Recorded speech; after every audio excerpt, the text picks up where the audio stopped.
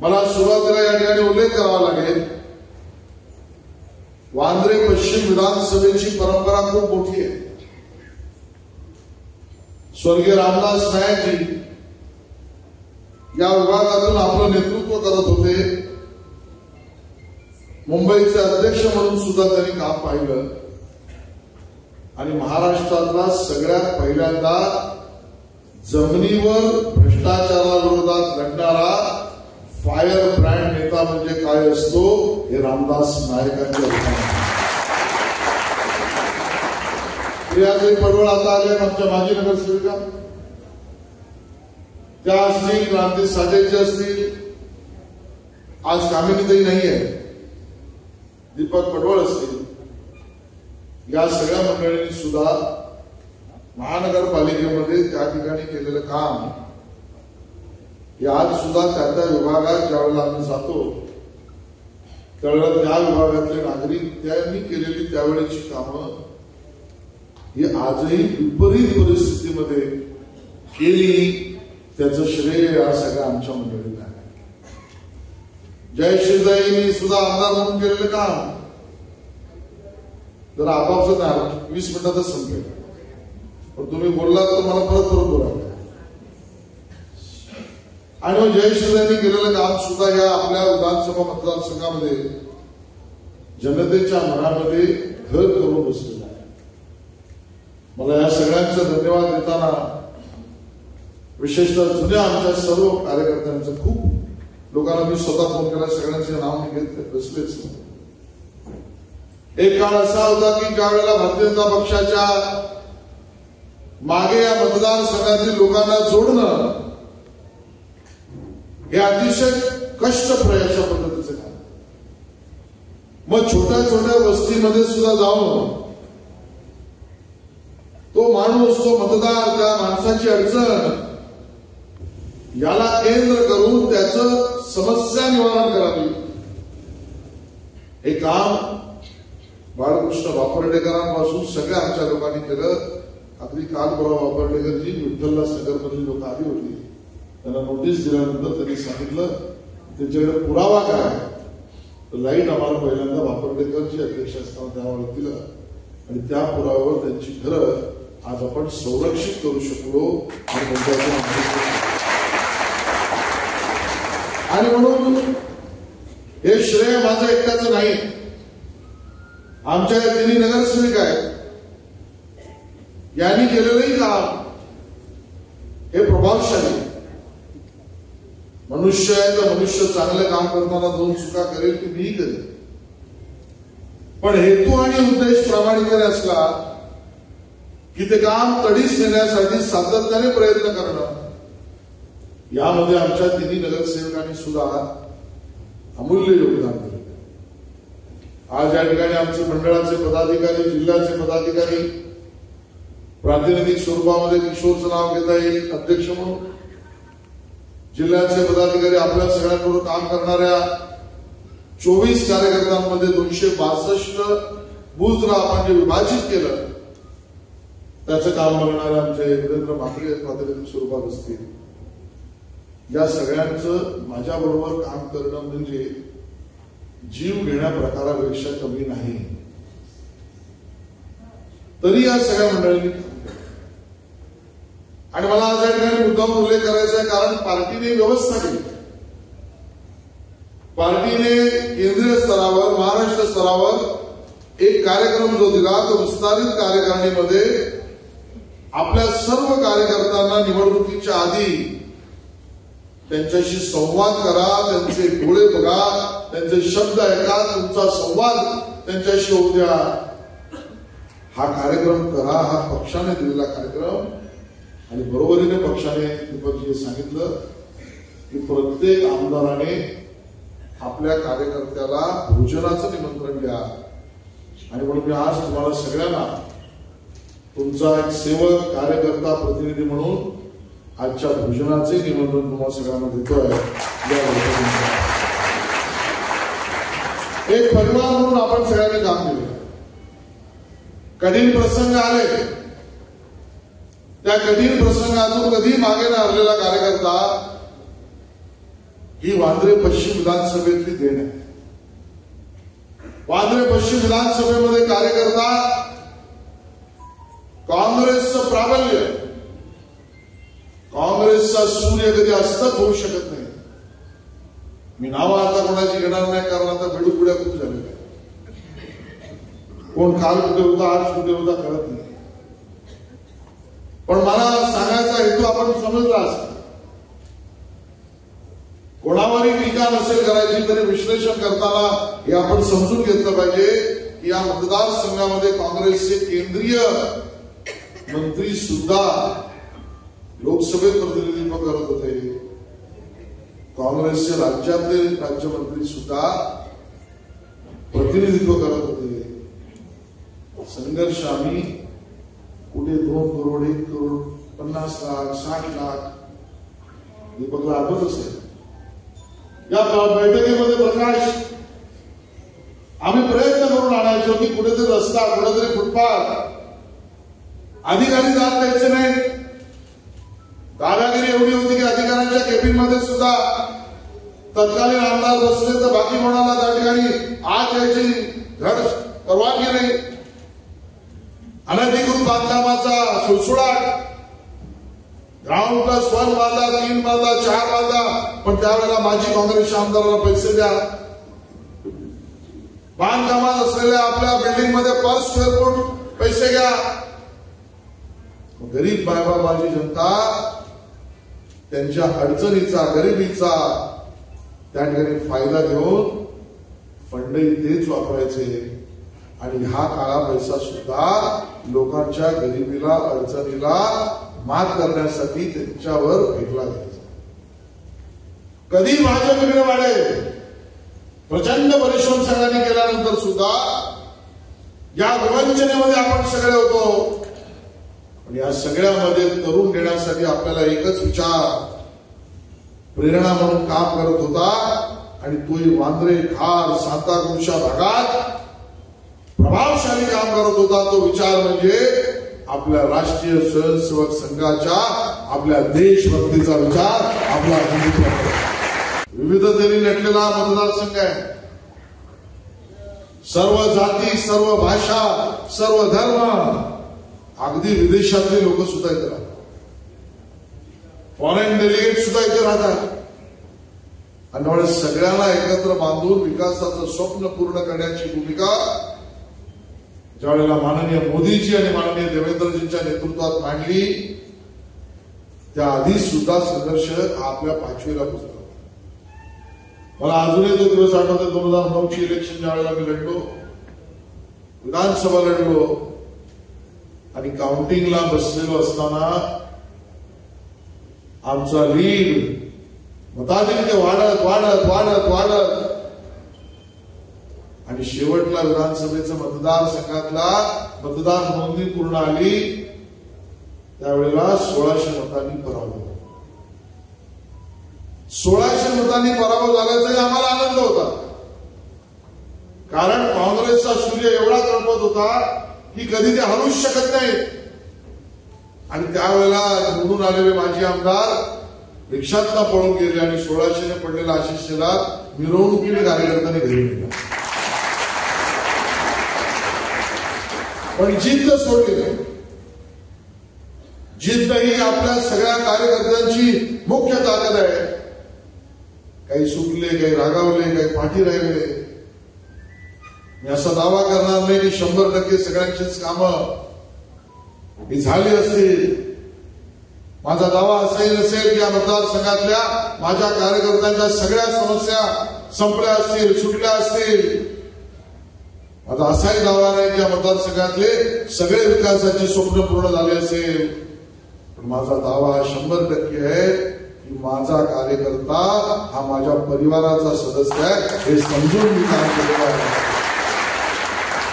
मी माझ्या या विभागातील नागरिकांच्या विकासाचं स्वप्न हे माझं स्वप्न आहे हे समजून काम केलेलं आहे. आणि त्यामध्ये मी कधीच माझ्या कर्तव्याला पाठ दाखवले नाही.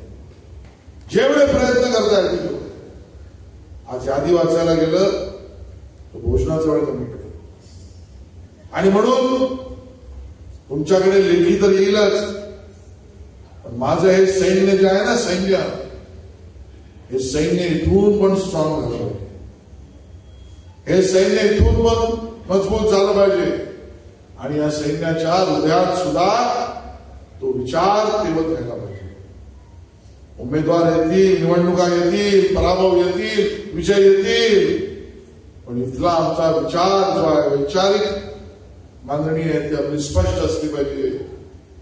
आपल्या मुखातून येणारे गोड शब्दच असले पाहिजे आणि आपल्या बुद्धीमध्ये समोरचा आपल्यावर घात करू शकतो याचं चातुर्य घेऊन आपल्याला काम करायचं.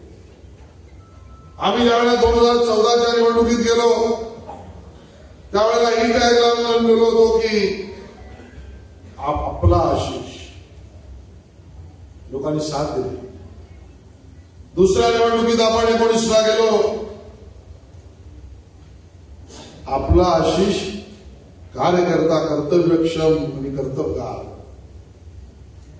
ही टॅगलाईन घेऊन गेलो. जनतेने आशीर्वाद दिला. उमेदवारी घोषित करणं तर पक्षाच्या हातात आहे, आता त्याच्यावर मी आक्रमण करणार नाही.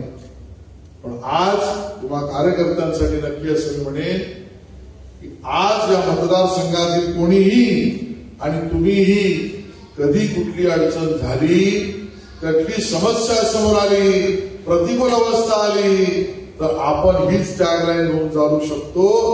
आपला आशिष तर आहे ना, अपना आशिष तो है ना.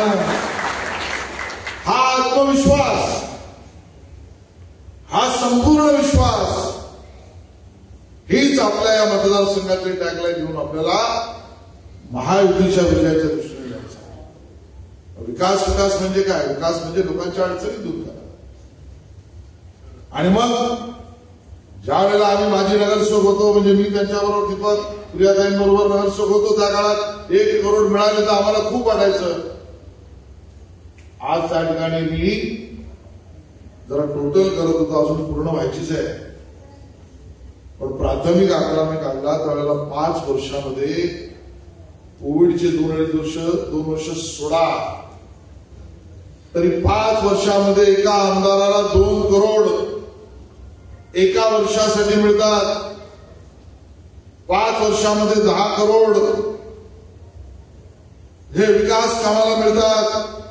हे आकडे तुम्ही लक्षात ठेवले पाहिजेत, कारण तुम्हाला जनतेसमोर नम्रतेने मांडायचे आहे.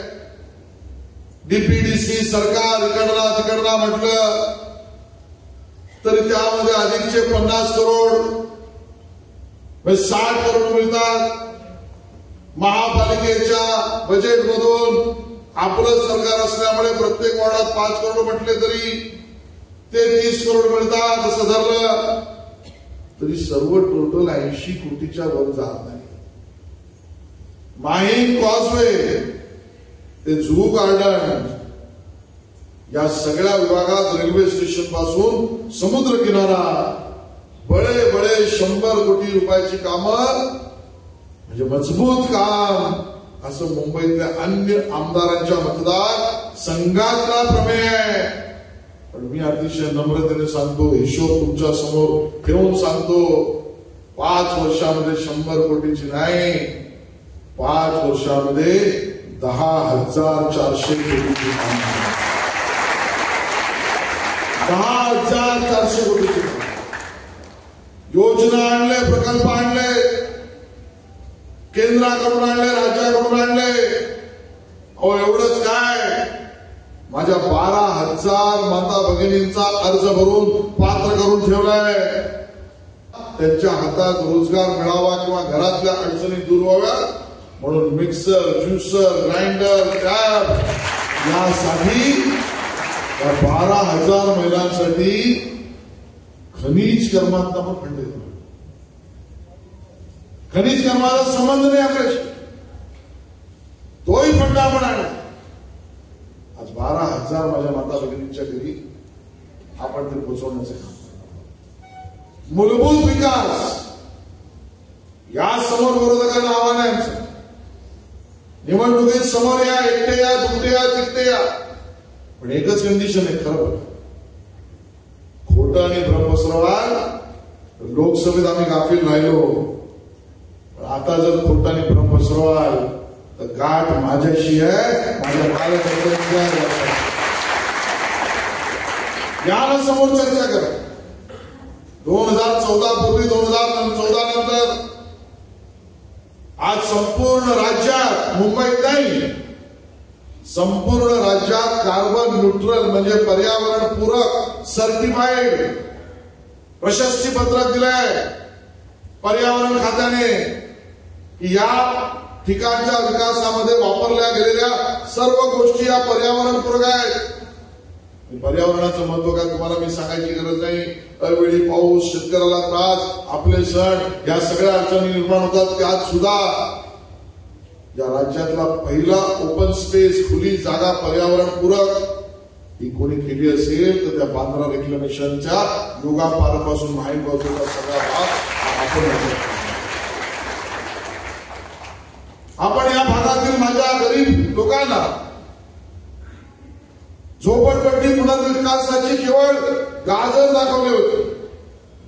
काँग्रेसच्या काळामध्ये जिथे ते पार्टनर होय आरोप करतोय, जिथे आमदार नगरसेवक पार्टनर, बोबडी चुकीचं नाही ना म्हणून त्या काळात त्यांचेच हे सारे प्रोजेक्ट चालू, करोडपती झाले.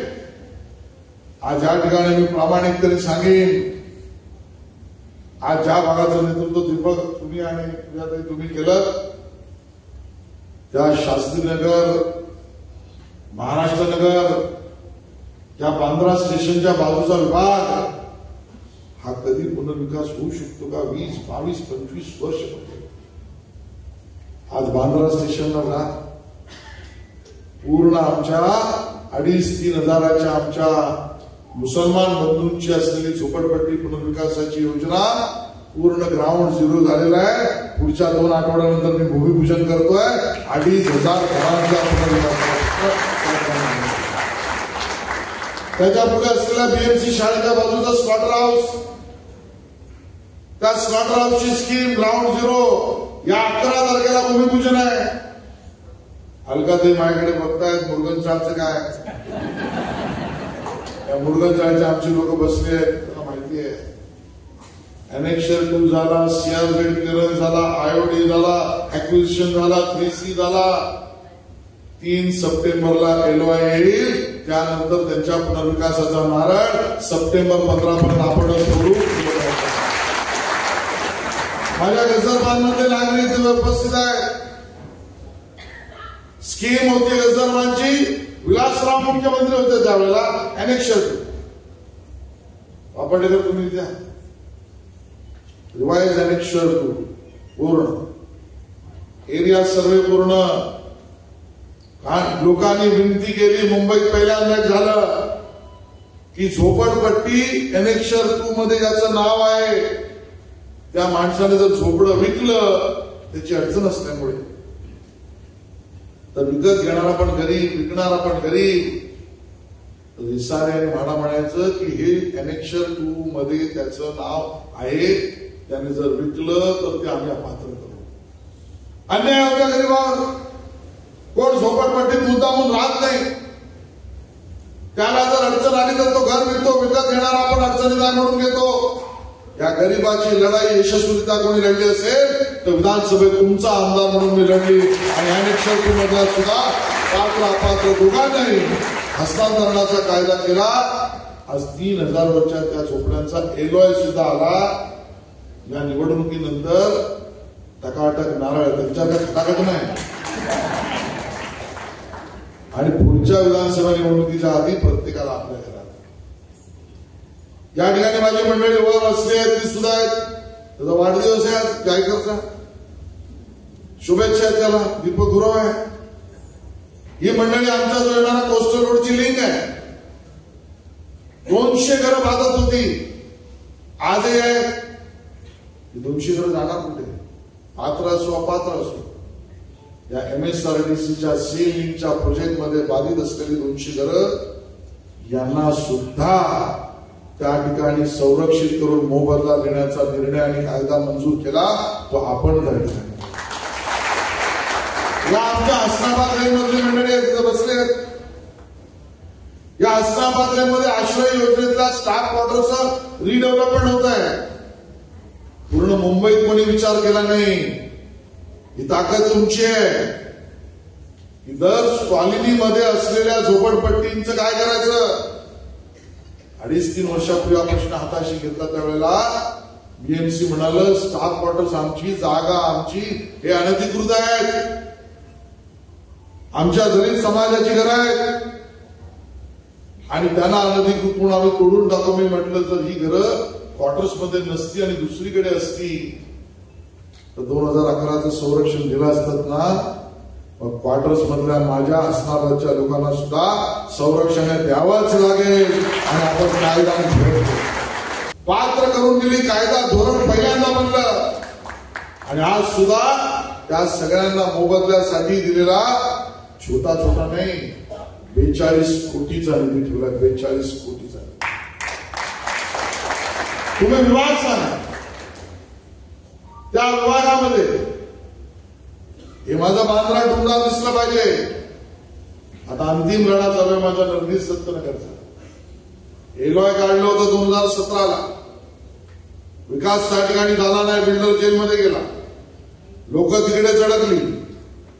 आजच मी सीईओला SMS लिहिलाय आणि सांगतोय कारण तुम्हाला माझी साथ द्यायची आहे. मंगळवारपर्यंत ऍडिशनल एक्स्ट्रा एलॉय दिला नाही तर बुधवारपासून आशिष शेलार तिकडे धरण्याला बसणार आहे. नर्गीस दत्तनगरचा विकास करू आणि माजी आमदारांनी बनवलेल्या रियाजच्या बिल्डिंग जमाते जमहुरियाचा त्याचा ओसी सुद्धा त्यांनी नाही दिला. त्यांचं ऑक्युपेशन सर्टिफिकेट सुद्धा तुमच्या आमदारांच्या लोकांना दिलं. महाराष्ट्र नगर नंबर 2चा एनेक्स लागलाय. एलॉय त्यांचा आता आपण या महिन्याभरात काढू. मी तुम्हाला सांगतोय तुमची आज जिथे तुम्ही राहत असाल, कोण बिल्डिंग मध्ये राहत असेल, कोण झोपडपट्टीत राहत असेल, कोण गावठाणात राहत असेल, कोण चाळीत राहत असेल, कोण बंगल्यात राहत असेल, कोणी सोसायटीत राहत असेल, मी आज तुम्हाला सांगतोय आज तुमच्या घराची किंमत जी आहे ती पुढच्या 4 वर्षात जो पुनर्विकास मी करतोय खोतवाडी पासून नर्गीस दत्तनगर पर्यंत, दौलतनगर पासून गणेश नगर पर्यंत या पुनर्विकासाची 4 वर्षात कामं पूर्ण होतील. तुमचं जर घराची किंमत मानून घ्या 100 रुपये असेल तर ती 10 पटीने वाढेल, 1000 रुपये होईल. इतका विकास या ठिकाणी होणार. गरीबाला एक घर आणि आमच्या राहणाऱ्या सोसायटीतल्या माणसाला त्याच्या घराच्या किमती वाढलेल्या दिसतात. गरीबाला पण झाले यांना बघते माझ्याकडे. ती पण एसआरए झाले. सुनील म्हात्रे आहेत. आणि म्हणून विकास काय तर लोकांच्या अडचणी दूर करण्याचा विकास म्हणजे कुठला खिशात ठेवलेली पुढी नाहीये. आमच्या विरोधकांना आमचं आव्हान आहे की तुम्ही काय विचार केला ते मांडा. ज्या वेळेला मी हे स्वप्न मांडतोय की माझ्या मतदारसंघात राहणाऱ्या प्रत्येक सोसायटीतील, चाळीतील, बिल्डिंग मधील माणसाचं घर त्याची किंमत मला 10 पटीने वाढवायची आहे. म्हणून मग ऍडिशनल सिव्हर लाईन टाकल्यात. पुढची 25 वर्ष लागतील. विकास झाल्यानंतर सुद्धा एवढा सिव्हर लाईन घेऊन जाणारा सिव्हर कनेक्टिव्हिटी 1 नाही, 2 नाही, 15 नाही, 20 नाही, 225 किलोमीटरची टाकतो. 225 बांद्र्यामध्ये या लोकांचं सरकार होते, आमदार होते इकडे. पण या लोकांनी आमचा समुद्र किनारा, पूर्वीची लोक सांगतात तिथं लवमळी काय त्याला माहिती आहे. या समुद्रात खाडीमध्ये मासे तरी पकडायचे किंवा घाटकोपर रोडला आणि खारदांडा आमची कोळी समाजाची सगळी मंडळी बसली आहे, श्याम भिका वगैरे सगळे. याला माहिती आहे की पाण्याची क्वालिटी याच्यामध्ये दुर्गंधी कधी येत नव्हती. आता त्या ठिकाणी दुर्गंधी आणि समुद्राचं पाणी सुद्धा हे त्या ठिकाणी दूषित झाल्याचं कारण काँग्रेस आणि त्यांच्यावर आता उघाड असे ना. त्याचं तर काही सांगत नका. इकडे का तिकडे कळत होत नाही. तिकडे तिकडे या लोकांनी घराघरातला तुमच्या माझ्या निघणारं सिव्हर, सांडपाणी तसंच प्रक्रिया न करता समुद्रात सोडलं. आज आपण सर्व प्रक्रिया पूर्ण करून बजेट प्रोव्हिजन सगळं काही टेंडर करून सीलिंग वरला टोलला येताना बघा डावीकडे आज 1,500 कोटीचं वेस्ट वॉटर ट्रीटमेंट फॅसिलिटी म्हणजे तुमच्या घरातून निघणारं सांडपाणी समुद्रात पिण्याच्या पाण्यावर शुद्ध करून काढणार आहोत. एवढं आपलं समुद्राची स्थापना. आमची गावठाणं, आमचा कोळीवाडा हे आमचं वैभव आहे. परवाच्या मीटिंग मध्ये प्रकाश तुम्ही होता. आम्ही गावठाण आणि कोळीवाड्याच्या सीमांकनाची बैठक घेतली. आता एक व्हिजिट करतो आहोत. प्रस्तावित सीमांकन आम्ही समुद्राच्या आतमध्ये पण घातलेलं आहे आणि आमची गावठाण कोळीवाडी प्रोटेक्ट करण्यासाठीचं सीमांकन पूर्ण करून घेतलंय. अगदी आमच्या सगळ्या सोसायटीच्या लोकांनी सांगितलं तर लाईट हाऊस सुद्धा आतमध्ये समुद्राच्या आत जे आमच्या कोळी बांधवांना येण्या जाण्यासाठी दिशादर्शक म्हणून राहतं. त्यातली लाईट गेली त्याचं टेंडर सुद्धा या काँग्रेसवाल्यांनी कधी काढलं नाही. ते सुद्धा आपण काढून पुढच्या 15 दिवसांमध्ये अगदी जेट्टीवर सुद्धा लाईट लावतो. आपण जेट्टी निर्माण केला. आपण गावठाण कोळीवाडा संरक्षित केला म्हणजे काय तर चिंबईमध्ये आमच्या पट्टा मारून टाकला या लोकांनी आमच्या गावठाणावर आणि कोळीवाड्यावर. ही झोपडपट्टी आहे म्हणून. अरे म्हटलं वा रे वा, आमच्या गावठाण आणि कोळीवाडा झोपडपट्टी वाटली तुम्हाला. तो झोपडपट्टीचा काढलेला पट्टा सुद्धा काढून गावठाण आणि कोळीवाडा संरक्षित केला. चिंबईतल्या सर्व हिंदू ख्रिश्चन मुस्लिम समाजात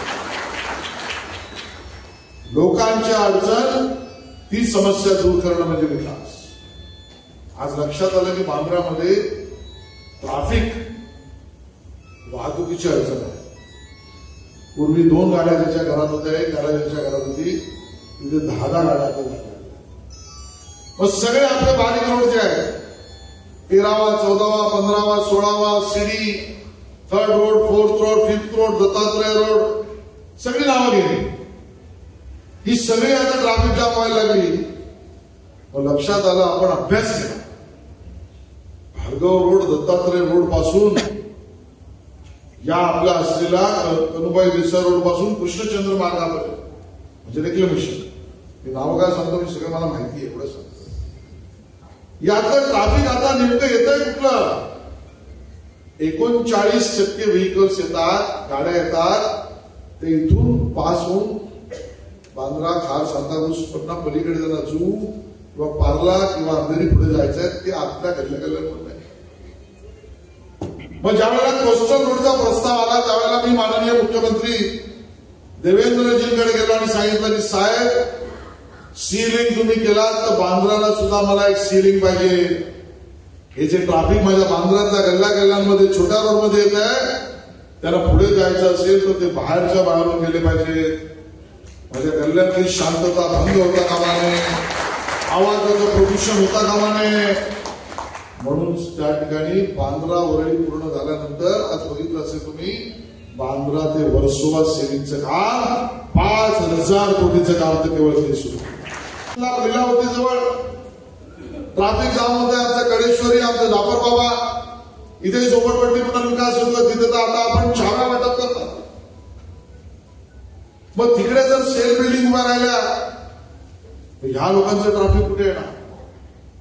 या सी लिंकला एक आर्म एक कनेक्शन हे आपण रेक्लेमेशन वरून त्या ठिकाणी दिलं. परस्पर बाहेर तुम्ही निघा, बाहेर ना परस्पर या, पण बांद्रातल्या माझ्या गल्ल्यांमध्ये पी पॉ आवाज करू नका. हे नवीन मग लक्षात आलं की अरे ताज बीजे रोड ताज हॉटेलमध्ये आज जर एका सेलिब्रिटीचं लग्न असलं तर तिकडे तो बॉनेट उघडतो, चेक करतो, बंद करतो. तोपर्यंत ती रांग गाड्यांची मेहबूब स्टुडिओ आणि लीलावतीपर्यंत जाते. हा त्रास आमच्या बांद्रात खारच्या लोकांना का. आणि त्यात सिरॉक हॉटेल आता नव्याने तिकडे नवीन ताज हॉटेल येत आहे. 4 माळे तिकडे 4 मजले, shopping plaza, 3 banquet hall, 1 recreational garden आणि 500 रूम. म्हणजे किती गाड्या अजून येतील. मग पुन्हा गेलो मुख्यमंत्र्यांकडे सांगितलं साहेब एक आर्म आणि कनेक्शन रेक्लेमेशनला दिला तसं एक आरवाणी कनेक्शन बँडस्टँडला पण द्या. या सगळ्या ताजच्या आणि नवीन ताजच्या गाड्या इथूनच बाहेर जाऊ द्या. त्या आतमध्ये आमच्याकडे प्रदूषण करायला नको, मान्य करून घेतलं ते काम सुरू. कार्टर रोडच्या कनेक्शनचं काम तर आता सुरू झालंय आणि पुढे सांताक्रूजचे कनेक्शन झू पर्यंत 4 आर्म्स कनेक्शन एका मतदारसंघात. असा मुंबईतला एक मतदारसंघ दाखवा, विरोधकांनी दाखवला तर मी तुमच्या समोर उभा राहणार नाही, नाहीतर तुम्ही माझ्यासमोर उभा राहा. उद्याच्या तुमच्या अडचणी दूर केल्या पाहिजेत म्हणून सांगितलं. आजची 10 रुपयाची तुमची प्रॉपर्टी 10 पटीने त्या ठिकाणी वाढली पाहिजे किंमत. याचा विचार करून गेलेला आहे, याचा विचार करून गेलेला आहे. पाण्याची समस्या गंभीर आहे, मग त्याच्यासाठी दूरगामी योजना काय असली पाहिजे. हे बोगस लोक आहेत, दुपाटा सेनेवाले. या बोगस लोकांनी प्रॉमिस केलं होतं 24 तास 7 दिवस आम्ही पाणी देऊ. उद्धवजींनी दिला होता प्रॉमिस. 24 तास थोडा 4 तास पाणी मिळत नाही. 25 वर्ष महानगरपालिकेत दुपाटा सेना, तुम्ही पाणी देऊ शकला नाही. मी म्हटलं ते काय करायचं ते करू दे. बांद्र्यातल्या लोकांसाठी आता मी योजना मान्य करून घेतली आहे. आज पहिल्यांदा सांगतोय, पण ही दूरगामी योजना आहे.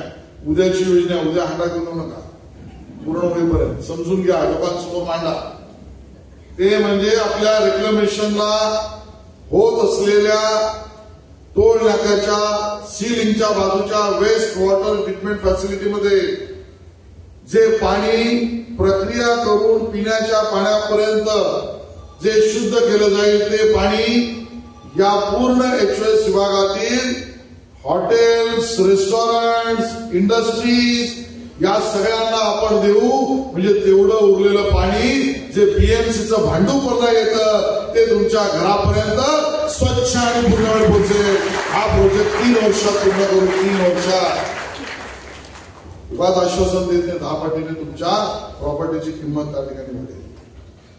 कलेक्टर लँडवरचे राहिलेले लोक आहेत. अख्खा माउंट मेरी, अख्खा शास्त्रीनगर, सांताक्रूज आहे.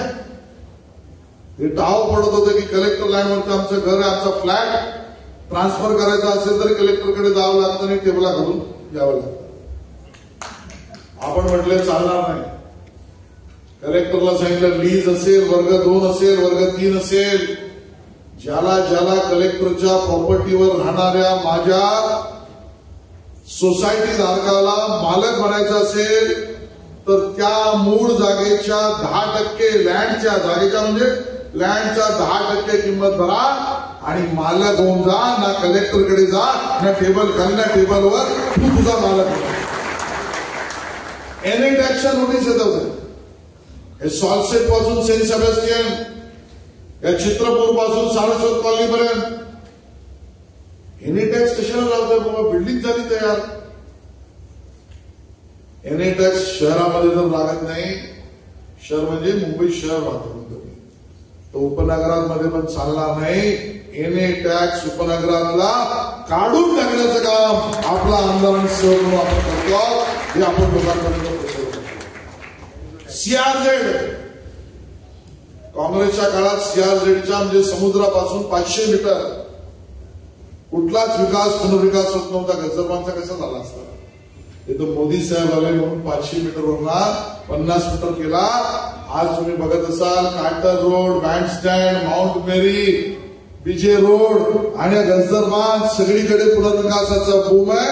कारण CRZच्या मर्यादा आपण काढून टाकल्या. सारस्वत कॉलनीमधून सगळ्यांना बरोबर विकास. उद्याच्या तुमच्या अडचणी, आजच्या तुमच्या अडचणी दूर करण्याचं काम आहे. बांद्राला एक फायर स्टेशन आणि मग खार आणि सांताक्रूजला आग लागली त्या ट्रॅफिक मधून पोहोचणार कधी? कसे? जुहूवरला पोचायला 1.5 तास, बांद्रावरला पोचायला 1 तास. याच 10 वर्षामध्ये सांताक्रूजला जिथे आपला मतदारसंघ संपतो किंवा सुरू होतो तर सुरेश वाडकरांच्या घराच्या बाजूच्या प्लॉटवर आपण सांताक्रूज मिनी फायर स्टेशन पास काय इम्प्लिमेंट करून घेतलं आणि आपल्या लोकांच्या जीवाची सुद्धा सुरक्षा झाली पाहिजे याचाही आपण त्या ठिकाणी विचार केला. माझ्या सहकारी संस्थेत राहणारा माझा माणूस हा डेप्युटी रजिस्ट्रारकडे तक्रार करायला जायचं असेल तर ह्या काँग्रेस आणि आता त्यांचे मित्र उभाटा यांच्या काळामध्ये परेलला जायला लागायचं. परेलला बांद्रातल्या खारच्या सांताक्रूजच्या माणसाला मी म्हटलं सोसायटीमध्ये राहणारा माझा माणूस तो माझ्या परिवाराचा सदस्य असेल तर त्याला परेलपर्यंत जायची गरज काय. आज बांद्रा स्टेशन जवळ डेप्युटी रजिस्ट्रारचं आपण ऑफिस आणलं. बांद्रातल्या माणसाला बांद्रातच सोय हे आपण त्या ठिकाणी पूर्ण केलं. सायबर क्राईम वाढतायत. कोणाच्या मोबाईलवर कुठला फोन येतोय. काल एक जण माझ्याकडे आला उल्हास सरावत आले होते. त्यांच्या नातेवाईकाच्या बायकोच्या खानोलकर मला वाटतं तिचा मोबाईल चोरी गेला. तिच्या अकाउंटवरनं 10 लाख रुपये काढून. सायबर क्राईम पोलीस स्टेशन कुठे बांद्रा ईस्टला आणि मग जायला लागायचं कमिशनर ऑफिसला. माझ्या मतदारसंघातल्या माणसाला त्यांनी कोणी धमकी मोबाईलवर ना दिली, कुठला गलिच्छ मेसेज पाठवला, कुठली चोरी झाली, कुठला क्राईम झाला. बांद्र्यातल्या माणसाला आता बांद्रा बाहेर जायची गरज नाही. लकी हॉटेलच्या समोर ग्राउंड+6 माळ्याची जी बिल्डिंग उभी राहते सायबर क्राईम पोलीस स्टेशन तिथे आहे. बांद्रा स्टेशन पूर्णपणे एन्क्रोचमेंट फ्री केलं. सुरेश प्रभूंचं धन्यवाद दिला पाहिजे तृप्तीने. ते रेल्वे मंत्री होते, आपण त्यांना घेऊन गेलो. आज एखाद्या युरोपातलं स्टेशन वाटावं. आता जेवल्यानंतर जा मुद्दाम बांद्रा स्टेशन. लाईट मध्ये बघा बांद्रा स्टेशन होर्डिंग्स काढले. राहिलेला तो गचाळ स्कायवॉक पण बांधला पूर्ण ओपन. हे सुंदर बांद्रा स्टेशन खार स्टेशन एका प्लॅटफॉर्मवर दुसरा प्लॅटफॉर्म बनवलाय. जाऊन बघा. लोकांना एक प्लॅटफॉर्म कमी पडतोय तर डेक बनवून अजून एक प्लॅटफॉर्मवर बनवलाय आणि फसाडचं काम चालू आहे. सप्टेंबर एंड पर्यंत पूर्ण होईल. खार स्टेशन सुद्धा खूपसूरत खार स्टेशन म्हणून आपण लोकांना देतो. सांताक्रूजचा उल्लेख त्या ठिकाणी केला. मुंबईतलं पहिलं स्टेशन आहे की जे सोलार लाईटवर चालतं. सोलार लाईटवर चालणारं पहिलं स्टेशन आपण केलं सांताक्रूजच्या त्या ठिकाणी रेल्वे स्टेशन. खार पोलीस स्टेशन तर एक्सटेंडेड झोपडपट्टीत असावं. आठवतं ना सुन. आज बाजूला जाऊन बघा. खार पोलीस स्टेशन साठी ग्राउंड+4 माळ्याची बिल्डिंग टकाटक 2 महिन्यात उद्घाटन. खार पोलीस स्टेशन पण तुमच्यासाठी त्यांनी नाही केलं. त्यांना तिकडे टाकायचं आहे तो वेगळं. कामं तुमची अडचण सोडवायची या प्रेरणेने केली. माणसाच्या डिस्पेन्सरीचे दवाखाने केलेच पण प्राण्यांच्या डिस्पेन्सरीचा दवाखाना सुद्धा बाजूला चालू आहे. तो ग्राउंड+3 फ्लोअर तिकडे. स्पोर्ट्स मिनिस्टर होऊन गेले काँग्रेसचे पण त्या ठिकाणी थँक्यू ही भावना या विधानसभा मतदारसंघातल्या नागरिकांची. आणि स्पोर्ट मिनिस्टर करू शकला नाही. आज 6 एकरचं लीलावती समोरचं आपण रवींद्र जोशी मेडिकल फाउंडेशनच्या माध्यमातून बनवलेलं स्पोर्ट्स सेंटर. ऍथलेट पण होतो, फुटबॉल पण होतो, हॉकी पण होते, आर्चरी पण होते आणि त्या ठिकाणी जिम्नॅस्टिक पण होतं आणि पडेल पण होतं. पडेल कोर्ट आहे. रेक्लेमेशनच्या नागरिकांना फ्री, बाकीच्यांना स्वस्त करा. या लिंकिंग रोडवर हे बाल गंधर्व रंगमंदिर 17 वर्ष बंद होतं. दीपक ते काम पूर्ण करून माझ्या सांस्कृतिक परंपरेला नख लागायला नको. कारण बांद्रा खार सांताक्रूजची सांस्कृतिक नगरी आहे. मोहम्मद रफी पण इथला, आर.डी. बर्मन पण इथले, मधुर सुलतानपुरी पण इथले. हे माझं बांद्रा खार सांताक्रूज आहे. आणि म्हणून ते बाल गंधर्व नवीन बनवलं. त्याच्यावर 3ऱ्या माळ्यावर 2 म्युझिकल अकॅडमी केल्या. कोणाला शिकायचं आहे गाणं त्याची पण व्यवस्था आपण त्या ठिकाणी केली. लोकांच्या गरिबांच्या आरोग्याची चिंता याला प्राधान्य दिलं. कारण करोना आपण बघितला. भाभा हॉस्पिटलला जे आमचे नगरसेवक स्वप्न आम्ही सगळे गेलो आणि बघितलं इथे गायनॅक वॉर्डच नाही. माझ्या माता भगिनीसाठी जर त्या इथे गरोदर असतील तर त्यांनी जायचं वाडियाला. वाडियाला जाईपर्यंत त्यांना होणारा त्रास आणि तिकडे बर्डन असल्यामुळे मिळणारी कमी जागा. एखाद्याचं बाळ जर चुकून अशक्त झालं तर आमच्याकडे एनआयसीयू नाही, बाळाचा आयसीयू नाही. काय केलं होतं काँग्रेस आणि शिवसेना उभाटाने? याच 5 वर्षामध्ये भाभा हॉस्पिटलचा प्लॉट खाली केला, एक विंग बनवली 1 लाख फुटाची, 2 ICU, 3 NICU, 5 operation theatre, gynaec ward, 1 lakh फुटाची बिल्डिंग तयार केली. आता उद्घाटन आहे. आता आपण 6 वॉर्डामध्ये आपला दवाखाना, 140 टेस्ट तुमच्या वस्तीत. बांद्रा डायग्नोस्टिक सेंटर माझ्या कार्यालयाच्या बाजूला महापालिकेच्या पेक्षा स्वस्त दरामध्ये सिटी स्कॅन, सोनोग्राफी सगळं, आणि खाल डायग्नोस्टिक सेंटर मध्ये मिडल क्लासला माझ्या स्वस्त्यात औषधं मिळतील ती व्यवस्था. तरी मनामध्ये रुखरुख होती. मी आज सांगतो हे नम्रतेने आणि छातीपणे सांगा. ज्यावेळेला मी असा देशदरबारच्या गल्लीतून फिरत होतो, एका घरात गेल्यावर लहान बालकाला बघितलं, तो रडतोय आणि आई डोक्याला हात ठेवून बसले. तिच्या घरात मी गेलो, म्हणजे झालं काय? वय होतं 6 वर्षाच्या वयात. ती म्हणाले ह्याला कॅन्सर झालाय आणि अत्यंत वेदनात राहतो. मी म्हटलं हॉस्पिटलला न्या. ती म्हणे टाटाला गेले होते, तुम्हीच काहीतरी साहेब करा. 3 महिन्यानंतरची अपॉइंटमेंट झाली. त्याची वेदना बघून 3 महिने हे 6 वर्षाचं बाळ काय मुलगा, आणि त्या आईच्या डोळ्यातले अश्रू बघितल्यावर मला वाटलं की हे माझ्या मतदारसंघातील लोकांच्या डोक्यावर असलेलं हे बर्डन आहे, भूत आहे, हा त्रास आहे. मी टाटाला गेलो, त्याच्या मुलाचं जर काम झालं तो भाग वेगळा. तिथे बघितलं तर पेशंटला बेड नाही, कोणी जमिनीवर कुठे, कारण त्याच्यावर ओव्हरबर्डन आहे. डॉक्टर ओव्हरबर्डन आहे, 2-2 महिने वेळ देऊ शकत नाहीत. त्यांची चूक नाहीये, आणि त्यांचे बिचारे गरीब, त्यांचे असलेले नातेवाईक समोरच्या फुटपाथवर त्या ठिकाणी दिवस रात्र तिथेच जेवतायत, तिथेच झोपतायत, कारण दुसरं घर परवडणारं ना हॉटेल आहे ना काय. 2 रात्र झोपलं नाही. बांद्र्यात खास सांताक्रूजच्या माझ्या कुठल्याच माणसाला कॅन्सर होणे, खरं तर कोणालाच होणे, पण जरी झालं तर ही अवस्था मला बघवणारी नाही. परत संघर्षाने उभा राहिलो, तुम्ही दिलेल्या जिद्दीचा आधाराने उभा राहिलो. महापालिकेत संघर्ष केला, जागा नव्हती, जागा निर्माण केला. जागा निर्माण करताना त्या ठिकाणी असलेल्या पोलिसांच्या बंगल्याच्या बाजूची स्ट्रक्चर खाली केली, ती डिमॉलिश केली, बजेट करून घेतलं, टेंडर केलं, टेंडर अवॉर्ड केलं. 15 दिवसात कॅन्सर हॉस्पिटल बांद्र्यामध्ये आणतो आणि त्याचं भूमिपूजन करतो आपण.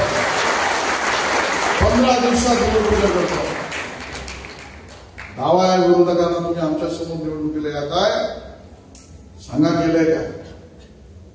असंख्य कामं मी सांगू शकत नाही, कारण वेळ खूप आहे, वेळ खूप झाली. आणि मित्रांनो, म्हणून मी काय केला हा विषय नाही की भारतीय जनता पक्ष आणि राष्ट्रीय स्वयंसेवक संघ याच्या विचारधारेची ताकद आहे. आणि ती विचारधारा स्पष्ट आहे. प्रथम राष्ट्र, पहिला देश, नंतर पार्टी, नंतर मी. आजही सांगतो, उद्या जर मला सुशील सावंत तुम्ही म्हणजे पार्टीचे अध्यक्ष म्हणून जर दुसरा कुठला विधानसभेचा उमेदवाराचा निर्णय केला, तरी प्रथम पार्टी म्हणून काम करणारा पहिला माणूस आशिष शेलारचा उमेदवार. कारण आमची विचारधाराची आहे, असू आम्ही सुखाने पत्थर पाया किया, हम खुशी से पैर के पीछे के पत्थर बन के रहेंगे, लेकिन लोगों की सेवा करणं हेच आमचे. मित्रांनो, माझा शेवटचा मुद्दा तुम्हाला जो आहे, हे काँग्रेस, शरद पवार राष्ट्रवादी काँग्रेस, उभाटा सेना यांच्या बरोबर असलेल्या 200 NGOs आणि असलेले अर्बन नक्षल यांनी जाळं विणलंय. खऱ्याने मतं मिळू शकत नाही, विकास करून मतं मिळू शकत नाही, विकासाची डिलिव्हरी करता येत नाही. आपल्याला जर हे करताच येणार नाही, ना देशभक्ती, ना विकास, ना विकासाची डिलिव्हरी, मग भाजपला, संघाला संपवायचं कसं? रेटून बोल, पण खोट भ्राम पसरव. भारतात संविधान दिवस पहिल्यांदा कोणी सुरू केला, तर तो नरेंद्र मोदीजींनी केला संविधान बदलायचा विषय. भारतात परमपूज्य भारतरत्न डॉक्टर बाबासाहेब आंबेडकरांच्या जीवनस्थळापासून लंडनच्या घरापर्यंत सगळ्या ठिकाणी राष्ट्रीय स्मारक कोणी केलं असेल तर पहिल्यांदा भाजपने केलं. भ्रम पसरवण्याचा विषय कुठे आला? खोटं पसरवून अल्पसंख्याक समाजात, माझ्या दलित बंधूंमध्ये, बाकीच्या नागरिकांमध्ये पसरव आणि खोटं बोलून म्हटलं सामना करायचा आहे तर विरोधकांनी समोर यावं, माझ्यापर्यंत पोहोचायचं सोडाच. ही समोर बसलेली माझी फौज आहे ना, तीच तुमचा पराभव करेल. पण खोटं बोलून मतं मिळवण्याच्या या भानगडीत आता आपल्याला फसायचं नाही. कारण जेवढा भारत बलवान होईल तेवढे हे फोर्सेस विरोधात काम करतील. जेवढा देश बलवान होईल तेवढे विरोधातले फोर्सेस अजून आक्रमक होतील. जेवढं Modiji one nation one election म्हणतील तेवढं काँग्रेसच्या DK शिवकुमारचा भाऊ दक्षिणची राज्य वेगळा देश आहे भारत नाही असं म्हणेल. जेवढं भारतीय जनता पार्टी एक देश एक संस्कृती म्हणेल तेवढं उपाटा सेना आणि काँग्रेस जम्मू काश्मीर मधला 370 काढून टाका, काश्मीर गिरांत जाऊ द्या हे मुद्दा मांडतील. जेवढं तुम्ही आणि आम्ही one nation one ration card एकतेची भावना करू तेवढं भ्रम पसरवून लोकांमध्ये भीती निर्माण करण्याचे काम विरोधक करतील. पुढची 10 वर्षे या देशासाठी खूप महत्वाची आहे. त्यांचा खोटं बोलण्याचा विचार राहणार की देशभक्ती चालवून देशाच्या विकासाला भारत विश्वगुरू बनेल हा विचार चालणार. यातलं युद्ध आहे. महाराष्ट्रातली निवडणूक हा एक भाग आहे आणि म्हणून या युद्धामध्ये जो आपला मूळ विचार असलेला राष्ट्रीय स्वयंसेवक संघ, हिंदुत्ववादी विचार, राष्ट्रभक्त विचार, सर्वसमावेशक विचार, विकासाचा विचार हा 100 वर्ष पूर्ण करेल. त्यावेळेला या देशविरोधी विचार करणाऱ्या ताकदीनं गाडून टाकावंच लागेल. ते गाडून टाकावंच लागेल. ती जबाबदारी आपली आहे आणि म्हणून तुम्हाला रणांगणात उतरायचं आहे. तुमच्या बरोबर तुमचा सदस्य म्हणून मी आहे. तुम्ही 10% वेळ दिलात तर मी 50% काम करीन. तुम्ही 20% वेळ दिलात तर मी 100% काम करीन. तुम्ही पायी चाललात तर मी धावेन. तुम्ही विचार मांडलेत तर मी व्याख्यान देईन. तुम्ही रात्र जागवलीत तर मी आठवडा जागवेन. पण या अविघातक असलेल्या विचारांना यातून खाली आपण काढून टाकू आणि भारत पुन्हा विश्वगुरू करण्याच्या या प्रक्रियेला वांद्रे पश्चिम विधानसभा मतदारसंघातून सुरुवात करू आणि त्यासाठी आपल्या सगळ्यांना ईश्वराचे आशीर्वाद मिळो एवढंच सांगतो आणि भोजनाचं निमंत्रण देतो. जय हिंद, जय महाराष्ट्र.